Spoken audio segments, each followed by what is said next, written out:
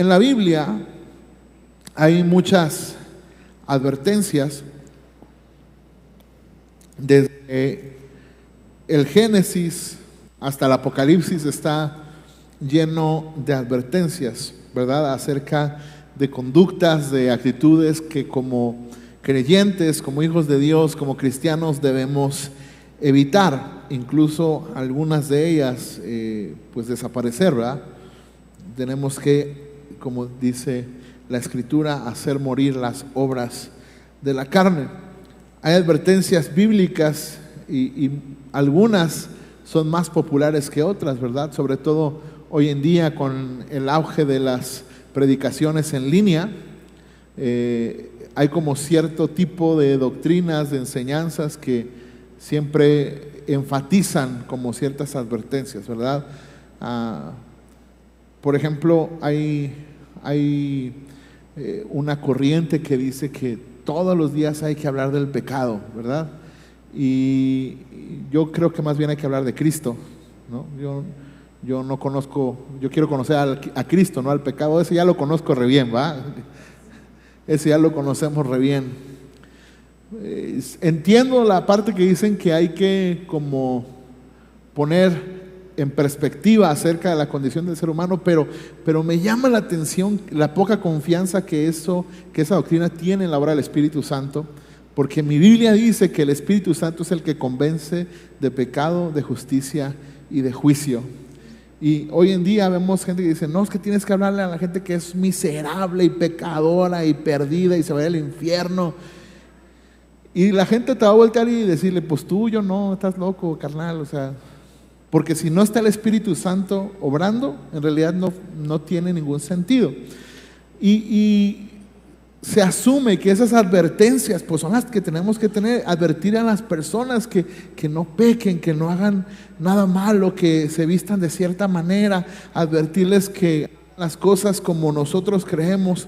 Pero a veces ignoramos advertencias que son muy claras en la Biblia y que parecen inofensivas para algunos de nosotros, pero que están desviando vidas, que están haciendo que personas desvíen sus ojos de Jesús, que cometan errores, que tomen malas decisiones, que vayan en el día a día en contra de la voluntad de Dios, incluso que estén viviendo vidas que Dios no quiere para ellos, ¿verdad? Y no quiero sonar como esta onda de que Dios quiere una buena vida para ti, feliz y color de rosa. No, pero sí es claro que Dios sí tiene una clase de vida para nosotros y es la vida eterna. No, dice Juan, esta es la vida eterna, que te conozcan a ti y a Cristo, a quien has enviado. Es claro el propósito de la vida que Dios quiere para nosotros, que no se basa en el contentamiento de este mundo, sino en el contentamiento de tener vida eterna, el gozo de la salvación, el poder estar confiados por la obra de Cristo en nuestras vidas. Y personas no están viviendo eso porque se olvidan de advertencias que la misma Biblia nos hace, pero que a veces tomamos muy a la ligera. Y una de esas advertencias es lo que le da título al mensaje de hoy, y es cuidado con el autoengaño. Ya conmigo, cuidado con el autoengaño. Y esta es una advertencia que la Biblia nos lanza, aunque usted no lo crea.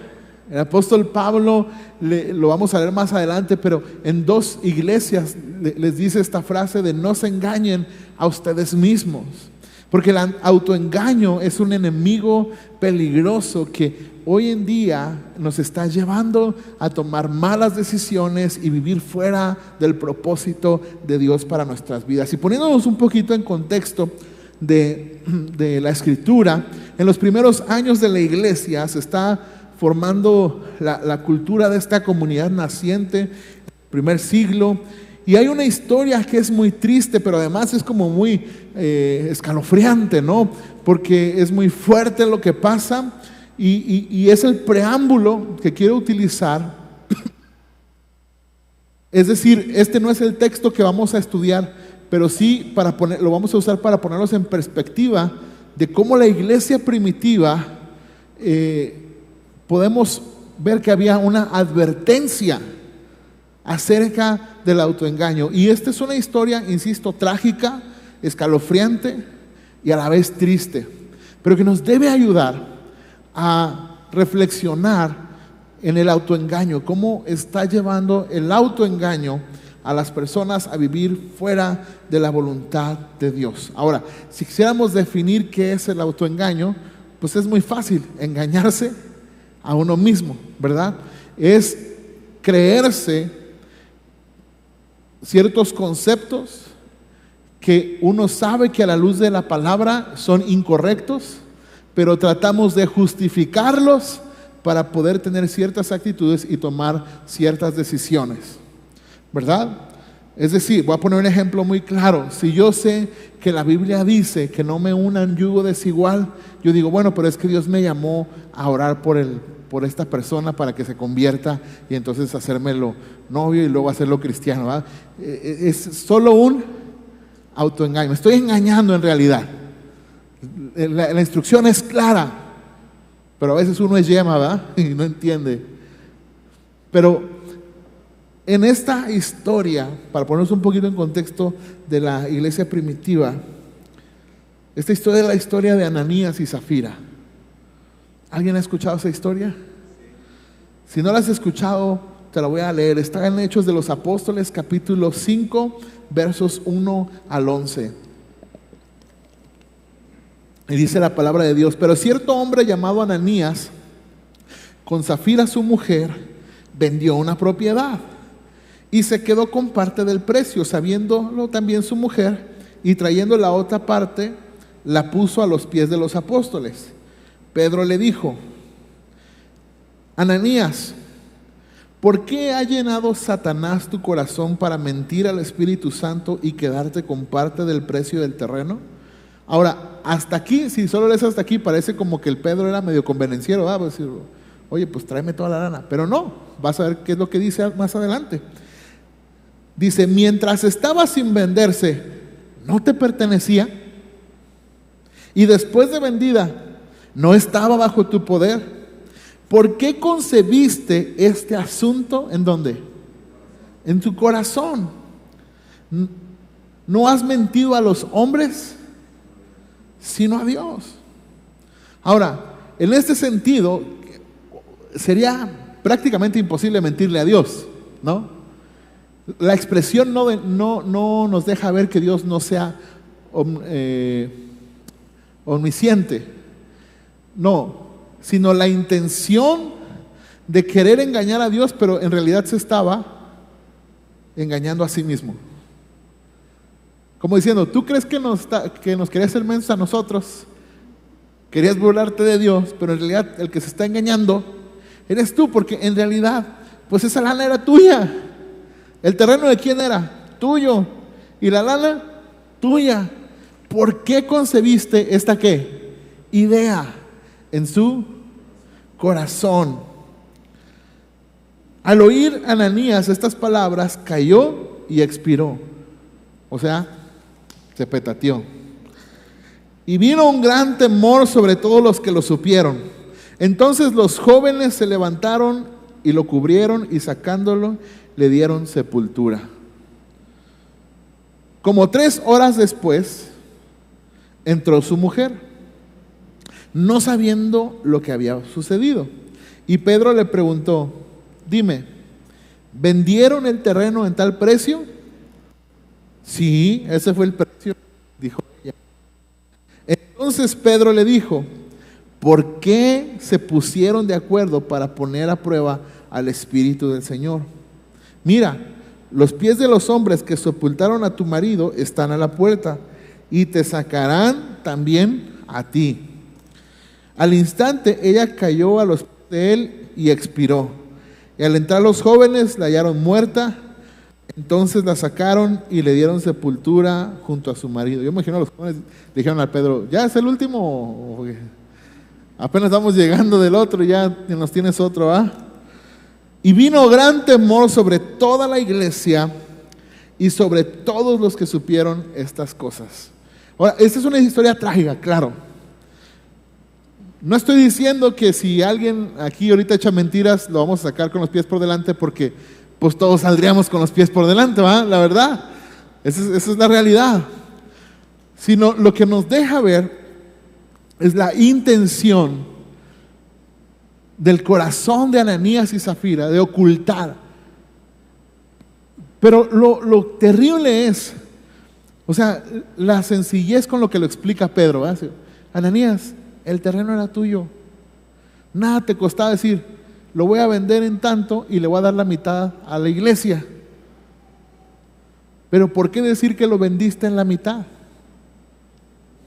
Si era tuyo. Y luego ya que tenías la lana, pues la lana era tuya, podías haber dicho, bueno, pues solamente voy a una parte y la otra la necesito yo para subsistir, lo que sea. Te la quedas, no pasa nada. Me encanta como Pedro le dice, hey, eso no es algo que se está fomentando aquí, es algo que Satanás puso en tu corazón. Pero lo que es claro, que Ananías y Zafira terminaron autoengañados. Porque creyeron que se podían transear a Dios y a la iglesia, pero lo que había en su corazón era lo que realmente era importante. Quizá no lo dice ahí, así que voy a especular. Probablemente había avaricia, probablemente había amor al dinero, no lo sé, solo estoy especulando, pero es claro que lo que había en su corazón no era generosidad. Porque aunque hubieran dado solo una pequeña parte, pero lo hubieran dado de corazón, hubiera sido generosidad. ¿Sí o no? Ahora, ¿qué me deja ver esta historia? Número 1, el autoengaño es destructivo. Porque queriendo engañar a otros, me engaño a mí mismo y mi vida termina siendo una mentira. Y al ser una mentira, es una actitud destructiva. ¿Aló? Número 2, el autoengaño afecta a otros, principalmente a las personas que están cerca de ti. Mira, este terminó involucrando a su mujer, ¿verdad? El Ananías. ¿Cuántas veces nosotros nos autoengañamos y convencemos a otros y nos lo llevamos entre las patas? No, decimos, no, sí, es que tal hermano me hizo mal la cara, no, sí, yo creo que le caigo gordo. Y ni sabemos ni nada, pero no, ya él nos inventamos toda una historia, le caigo gordo y yo creo que no, es más ingrato viejo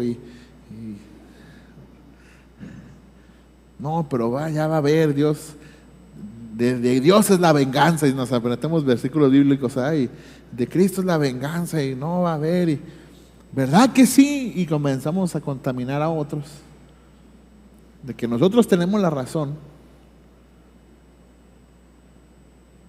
y terminamos haciendo que otros se sumen a nuestro engaño.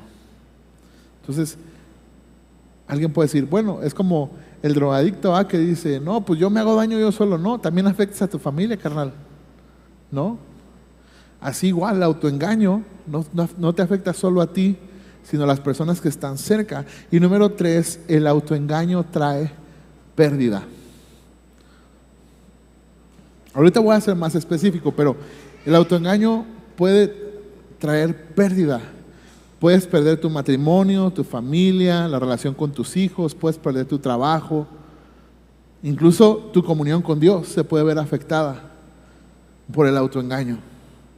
Siempre trae pérdida. En el caso de Ananías y Zafira, pues perdieron la vida. Creo que debe ser una lección para nosotros de que para algunos el autoengaño trae muerte espiritual.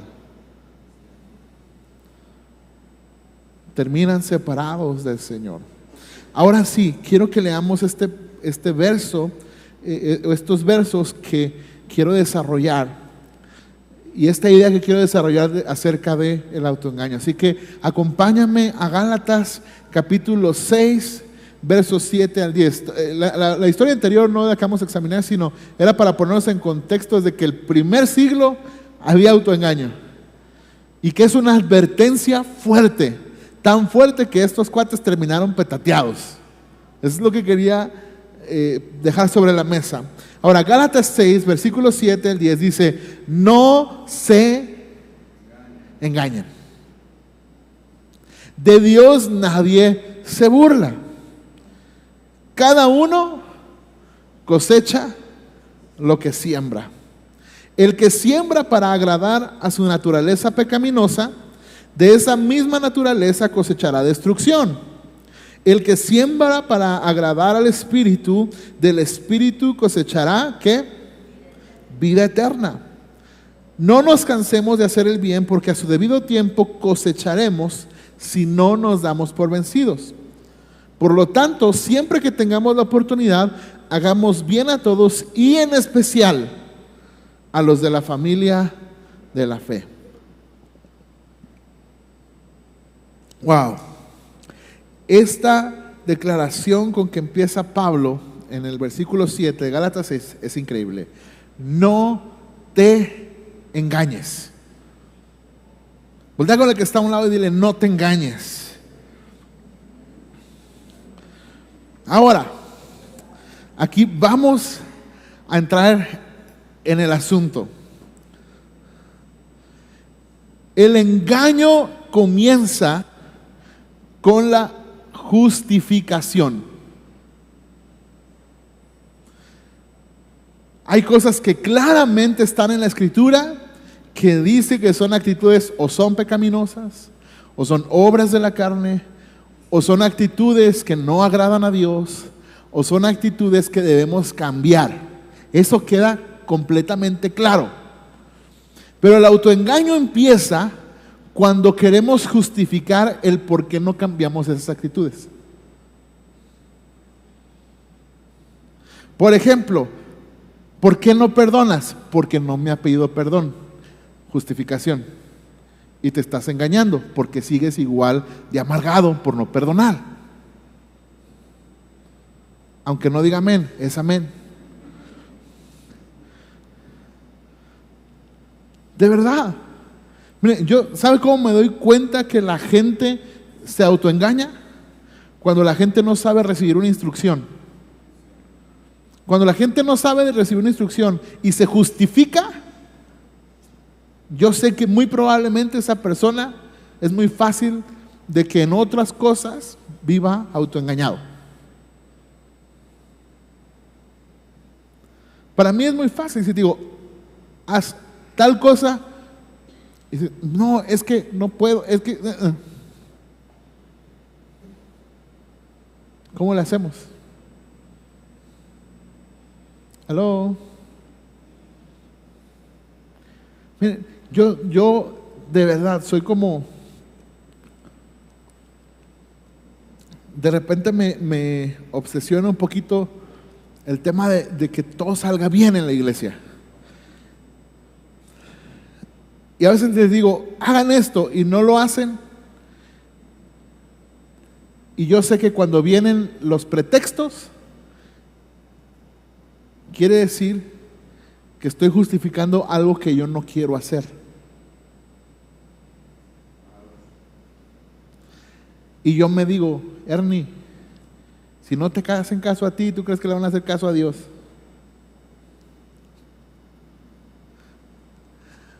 ¿Aló? Bueno, es que así dice la Biblia: si no amas a tu hermano, ¿qué ves? ¿Cómo dices que amas a Dios que no lo ves? Así igual yo digo: ¿cómo crees que le van a hacer caso a Dios si no te hacen el caso a ti que sí ven? A Dios que no ven le han de poner más pretextos.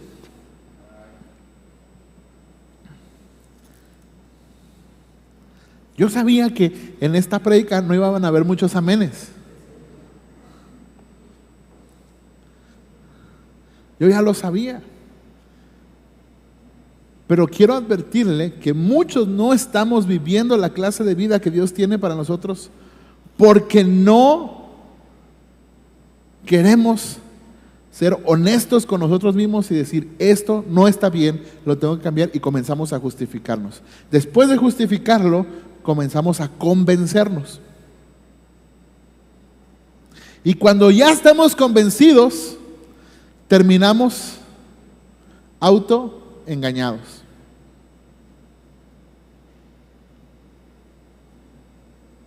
¿Aló?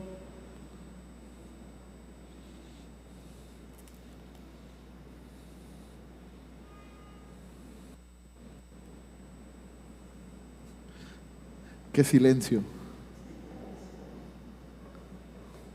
Bueno, voy a ir más adelante porque luego se agüita usted.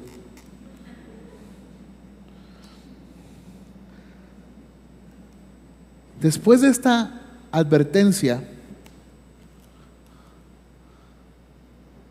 después de esta enfática advertencia, nos dice por qué no debemos engañarnos.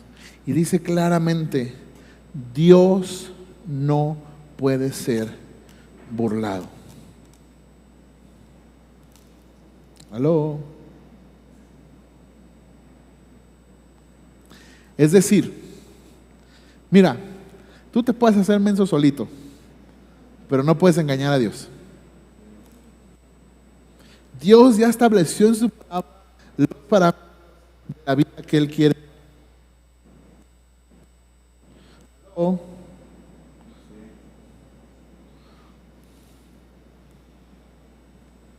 No lo puedes engañar a Él. Pero nosotros nos hacemos los locos, creyendo que engañamos a Dios. O sea, nuestro poder de autoconvencimiento deberíamos usarlo para algo bueno, porque somos tan buenos para convencernos de que lo que estamos haciendo no es tan malo y que Dios lo va a ver con agrado. Y Pablo dice, mira, dijo la hermana Chimoltrufia, no nos hagamos tarugos. No te puedes burlar de Dios. Si Él dijo algo, Él va a estar firme en lo que Él dijo. Pero tú no puedes intentar autoengañarte porque vas a terminar saboteando tu vida. ¿Cuántos dicen amén? ¿Aló?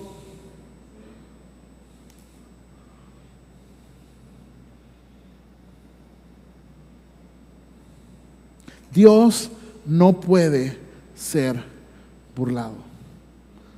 ¿Cuántas veces nosotros queremos convencernos de que lo que estamos haciendo no es tan malo?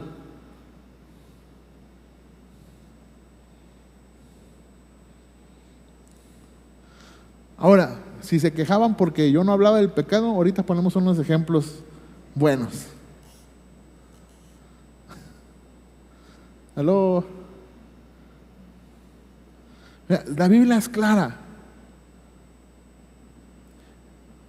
Si tú vives con una persona y vives en unión libre, estás mal. Así de fácil. Arréglate.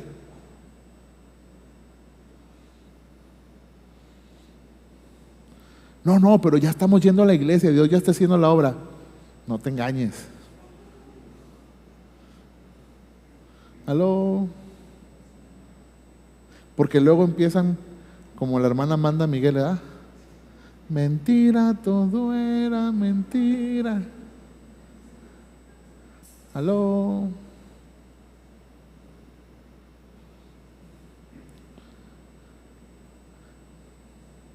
Ay, Dios mío, qué silencio tan... Padre, no te lleves a nadie como Ananías, por favor.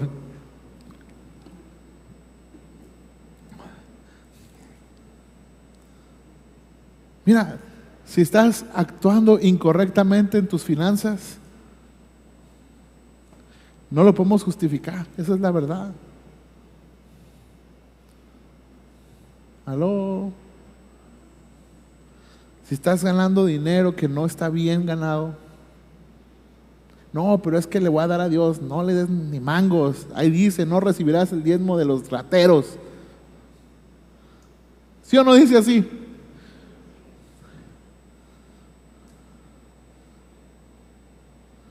Dice, no recibirás el diezmo de los ladrones ni de las prostitutas.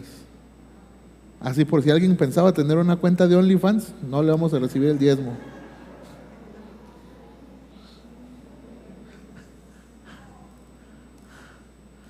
¿Aló?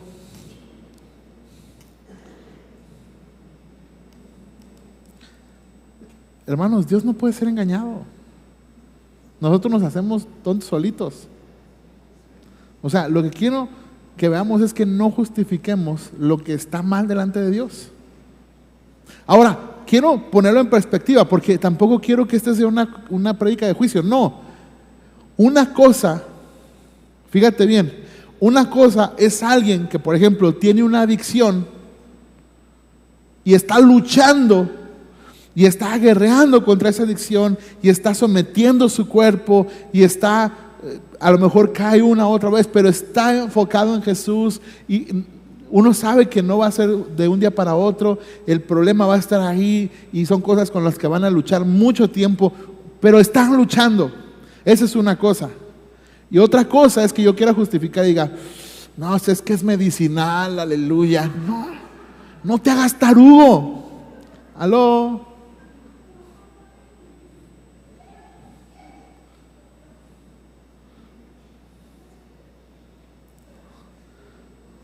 Hola.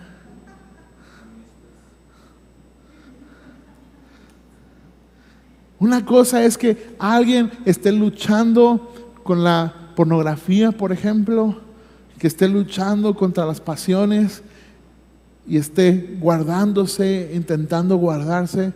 Y otra cosa es que alguien lo justifica y dice, no, pues es que uno solito y uno no ocupa, quien lo acompañe. No, no, no nos hagamos tontos, no nos hagamos tarugos, dijo la Chimotrufea. Hermano, no nos hagamos de verdad los inteligentes con Dios. Dios no puede ser burlado. Insisto, no estoy hablando de personas que estamos luchando. Todos estamos luchando contra algo en nuestra vida, todos. Nadie aquí puede decir, no, yo sí soy bien espiritual. Nadie. Todos estamos luchando. Si no estamos luchando contra un pecado así muy evidente, muy grave, por lo menos con el orgullo sí. De ser tan orgullosos para decir que no necesitamos luchar contra nada.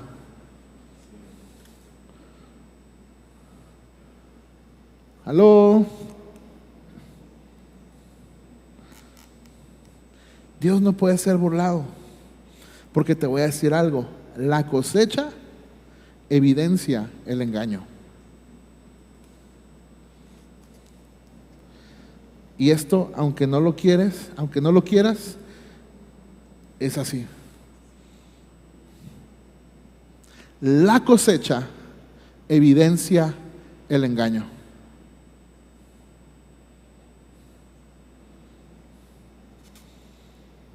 Es que, ¿por qué me está yendo así? ¿Qué sembraste? Te quisiste hacer el muy listo. No pasa nada. Y ándale que sí pasó. Ay, pero es que yo no pensé que... Pero ahí andabas. Aló. Ah, pero no, es que como Dios es tan bueno y me perdona, sí, Él te perdona, pero de Él no te vas a burlar. Vas a cosechar exactamente lo que sembraste.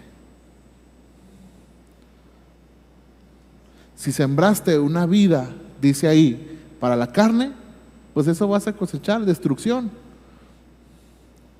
Si justificaste, no pasa nada. Pasa mucho con los alcohólicos, ¿no? De que no, pues yo nomás soy bebedor social. Sí, terminaste destruyendo a tu familia. Lo cosechaste.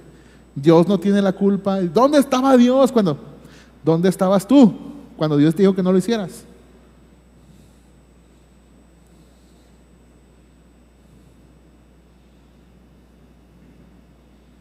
¿Aló?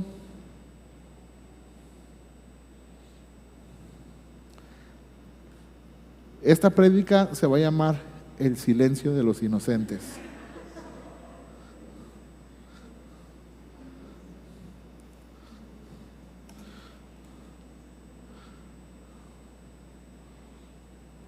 Porque, hermanos, lo que cosechamos, mira, es como si alguien dice, ay, pues es que pues me ha ido mal. Pues claro, si no hace las cosas bien, ¿no? El que obra mal, ¿verdad?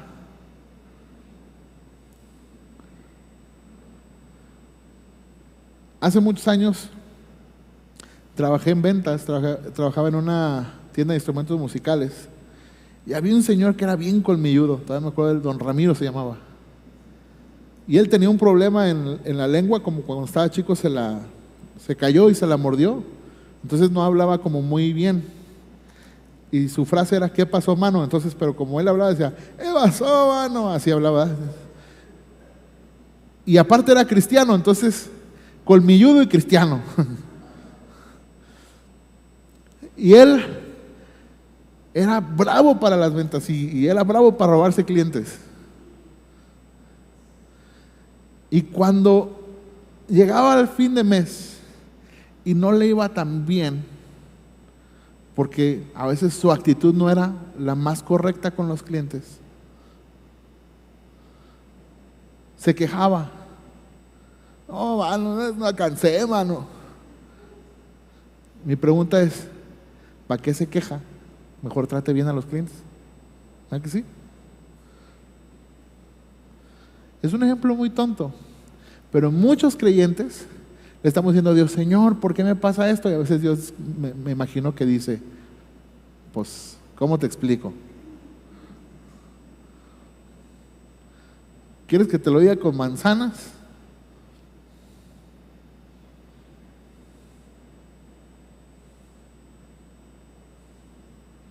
¿Aló? La cosecha evidencia el engaño. La pregunta aquí es clara, hermano. ¿Te estás engañando? Es que mi matrimonio está pasando una crisis. Claro, pues si no tratas bien a tu mujer, ¿cómo que no va a haber crisis? Si no la honras, si no la respetas, ¿cómo no va a haber crisis? Es que mi esposo, claro, pues si lo tratas como la chancla, pues ¿cómo no va a haber crisis en tu matrimonio?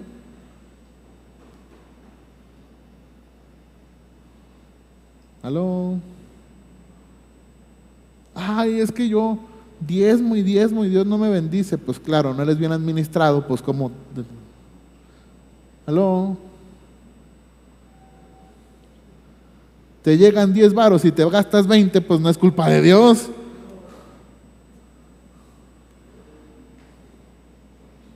¿Aló? Esta parte de la prédica se llama lo que el viento se llevó.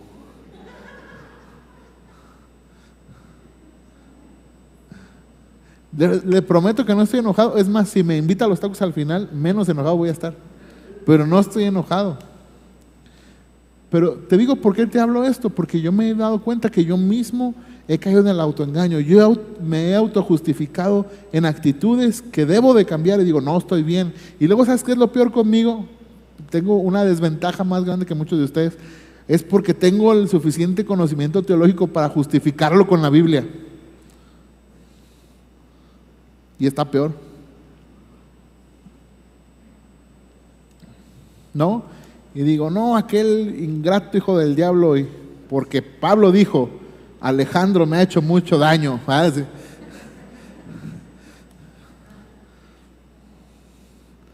¿Sí o no? ¿Te estás engañando? Porque no puedes sembrar en la carne y cosechar en el espíritu. Dice ahí que el que siembra en la carne, cosecha de la carne destrucción. Y el que siembra en el espíritu, va a cosechar en el espíritu. Entonces tú no puedes pretender que estás sembrando en la carne y cosechar en el espíritu. Y esto no habla así como de en lo físico y lo espiritual, no. Está hablando, no puedes sembrar actitudes anticristianas y tener resultados cristianos. ¿Aló? No puedes esperar tener un matrimonio exitoso si vives en unión libre con un inconverso o con una inconversa. No se puede. No se puede prosperar económicamente si eres tranza o si no administras bien.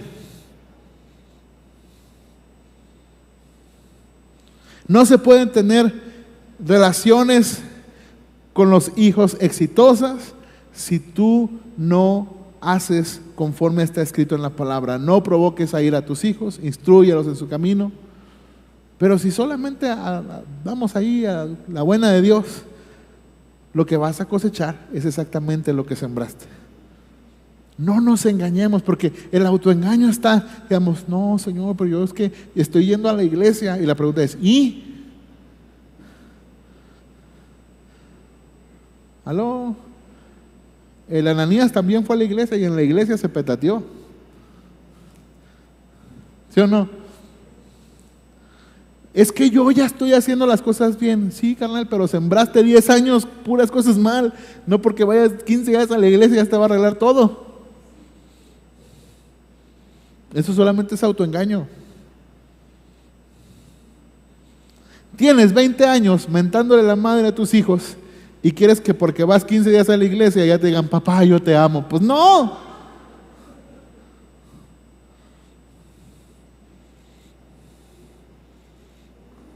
Y luego todavía tenemos el descaro de decir, no, pues es que yo ya cambié.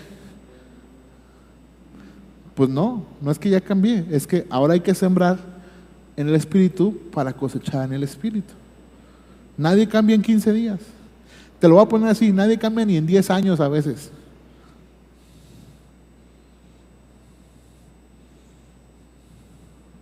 Porque la Biblia dice que el que comenzó la buena obra la va a perfeccionar hasta el día de Cristo.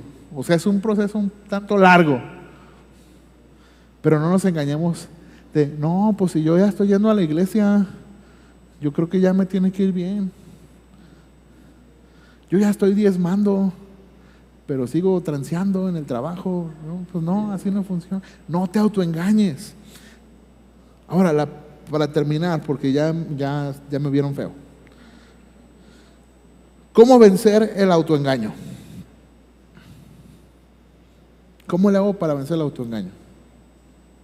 Insisto, otra vez, y lo quiero volver a dejar bien claro, no estoy hablando de que estés luchando contra un pecado, contra una actitud, contra el orgullo. No, luchemos.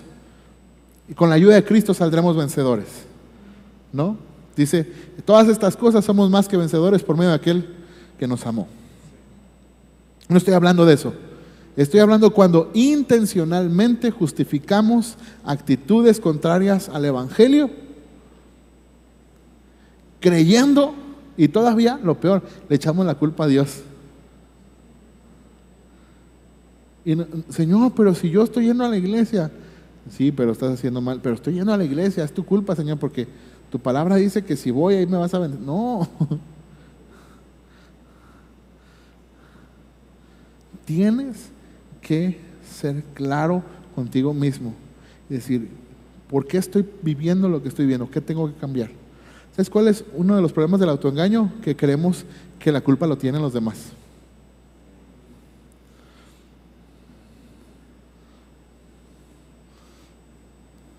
¿Sabes cuál es la principal oración en los matrimonios? Cambia a mi esposo, cambia a mi esposa.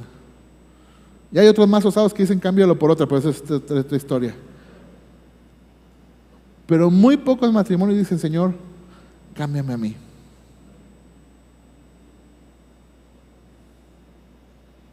¿Aló? Es que si fuera diferente, es que si la iglesia fuera diferente, si el pastor, si el líder fuera diferente, si mi vida fuera diferente, si fuera diferente seguiría siendo el mismo porque tenemos el mismo pecado. Así pasa. Ahora nos toca sembrar en el Espíritu para poder cosechar en el Espíritu. Ahora, ¿cómo vencer el autoengaño? Número 1, siembra para agradar al Espíritu. Entre más te tardes en sembrar, más te vas a tardar en cosechar.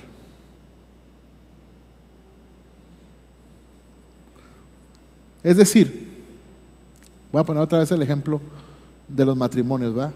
Como que hoy Dios quiere hablar de los matrimonios. Llevas 20 años tratando como la chancla a tu esposa, pues comienza hoy, ¿y qué crees? Ella no va a cambiar su actitud. Pero tú tienes que empezar a sembrar. Nadie, yo no he visto a ningún agricultor que siembre una semilla y diga, órale, dame frutas. Te estoy hablando, dame frutas. No, tiene que sembrar, regar, esperar, y luego vienen plagas a veces y tiene que cuidar. Y después de una temporada, entonces puede cosechar. Pero ¿sabes qué es? ¿Cuál es el problema? Que muchos llegan hasta el punto de cosechar, pero se les olvida que una parte de la cosecha es para volver a sembrar.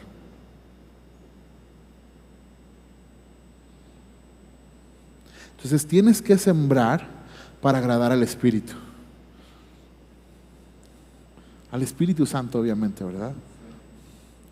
Tienes que sembrar para agradar al Espíritu. ¿Qué estás sembrando hoy? Con tu esposa, con tus hijos, en tu vida, en tu trabajo, con tus finanzas. ¿Qué estás sembrando hoy? En México tenemos muy poca cultura del ahorro.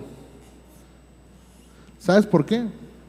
Porque en nuestra cultura se trata de tener muchos hijos para que cuando esté viejito, mis hijos, entre más hijos tenga, más fácil me puedan mantener. ¿Verdad que sí? Eso es muy propio de la cultura mexicana.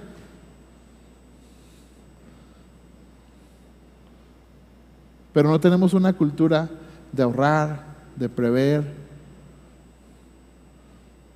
de estar preparados. ¿Verdad que no?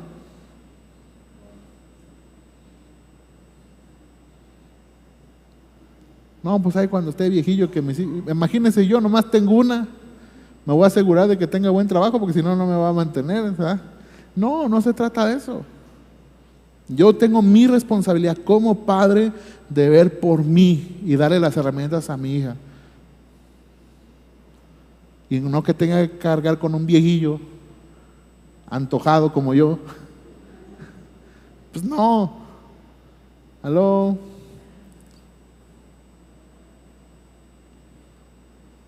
No estoy diciendo que no honremos a nuestros padres, pero no carguemos con cosas con que la Biblia no dice que debemos que cargar. Porque una cosa es honrar a los padres y otra cosa es solapar, autoengañarnos y solapar la falta de previsión.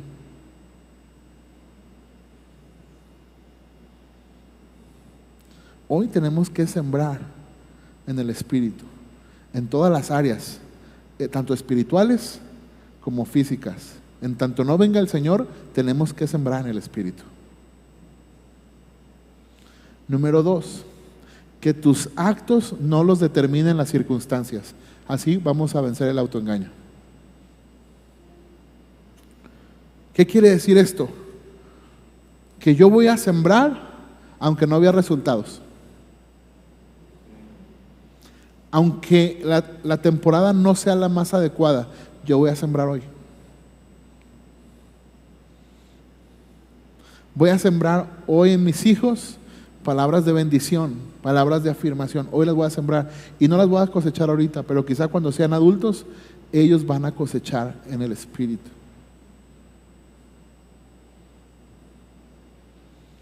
Hoy en día, lo que se intenta robar es dos cosas: la paternidad y la identidad de hijos.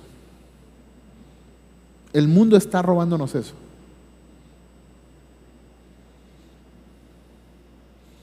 No podemos dejar que eso nos afecte. Hoy tenemos que sembrar en nuestros hijos.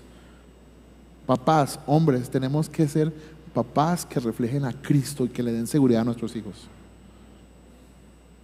Tenemos que ser buenos líderes de nuestros hogares. Y que las circunstancias que vemos en el mundo no determinen lo que estamos sembrando hoy. Nuestros actos no lo determinan las circunstancias. Pero también tiene que ver con no dejar que tu circunstancia emocional determine tus actos.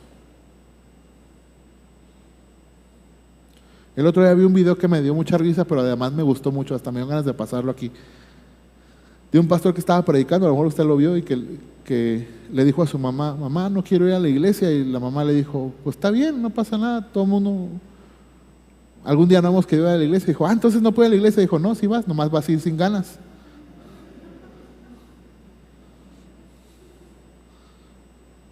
Muchas veces no tenemos ganas de sembrar, pero si no sembramos, no hay cosecha.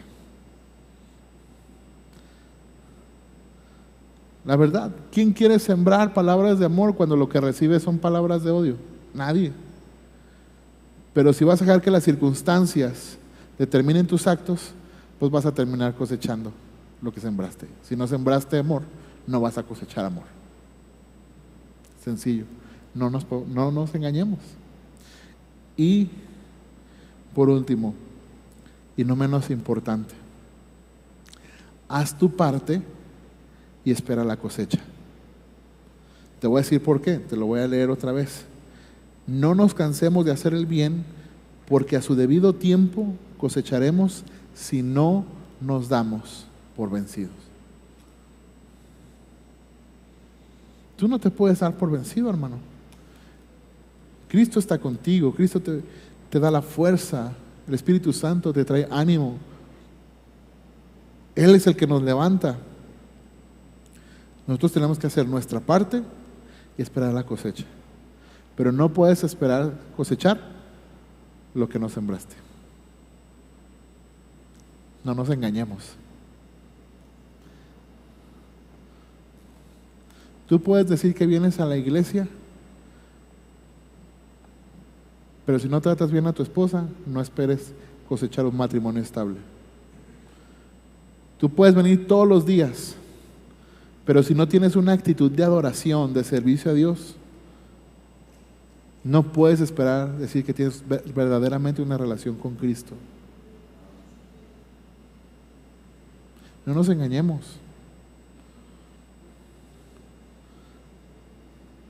Si somos personas que solo ponemos pretextos para todo,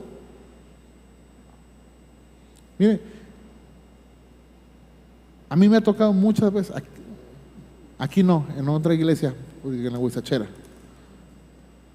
personas que vienen de otras iglesias y hacían y deshacían y mascaban chicle, bailaban tango y todo, ¿verdad?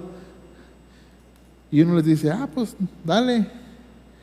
Y resulta que no, entonces me doy cuenta que muy probablemente estaban autoengañados, porque no estaban haciéndolo realmente de corazón. O estaban obligados, o se sentían comprometidos con el pastor o la iglesia o lo que sea. Si algo que a mí me encanta que fomentemos en Salvare es que si vas a servir, lo hagas por amor a Dios. Y si vas a servir, que lo hagas porque estás agradecido con Dios. ¿Se acuerdan la prédica del domingo? Como yo tengo mi piedra del recuerdo, por eso sirvo al Señor. Me recuerdo todos los días que Cristo Jesús dio su vida por mí. Y yo hoy estoy sembrando. ¿Sabes cuántos hijos de pastores conozco que no quieren nada con el Evangelio? ¿Sabes cuántos hijos de pastores conozco que dicen creer en Jesús, pero lo que muestran son puras cosas contrarias al Evangelio? No estoy hablando de que estén en una etapa de adolescencia, ¿no? Que claro, yo sé que todo el mundo la pasamos, eso no estoy hablando de eso, sino que viven vidas dobles. No. Hijas de pastores que son evangelistas, cada 15 días cambian de novio y llevan uno nuevo a la iglesia. ¿Aló? Yo no quiero sembrar eso, mija. Yo quiero sembrar una actitud de agradecimiento, de gusto. Nosotros tratamos de, cada que venimos a la iglesia, le decimos a nuestra hija, estamos felices porque vamos a ir a la iglesia.